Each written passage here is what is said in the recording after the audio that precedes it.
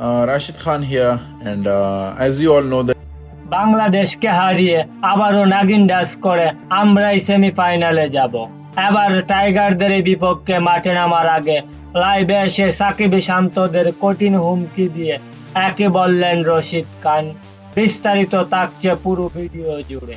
দর্শক, আগামীকাল সুপার 8-এ নিজেদের শেষ ম্যাচে বাংলাদেশ সময় সকাল 6টা 30 আফগানিস্তানের বিপক্ষে মাঠে নামবে বাংলাদেশ।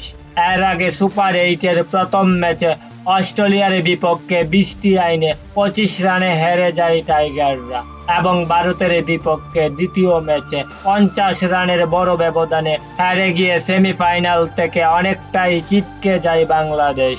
তবে হাতে কলমে এখনো সেমিফাইনালের স্বপ্ন শেষ হয়ে যায়নি টাইগারদের।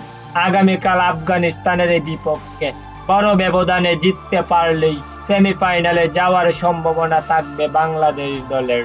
আর তাই তো এই মহাগুরুত্বপূর্ণ ম্যাচের আগে আজ লাইভে এসে বাংলাদেশকে রীতিমতো হুমকি দিয়ে বসলেন আফগান স্পিনার রশিদ খান। তিনি বলেন, বাংলাদেশ টি-20 ফরম্যাটে খেলার কোনো যোগ্যতাই রাখেন না। তারা শুধু দেশের মাটিতে তাদের জাত চেনাতে পারেন, বিদেশের মাটিতে তারা দুর্বল দল। বাংলাদেশকে হারিয়ে আমরাই সেমিফাইনাল খেলবো, বাংলাদেশ আমাদের কাছে পাত্তাই পাবে না।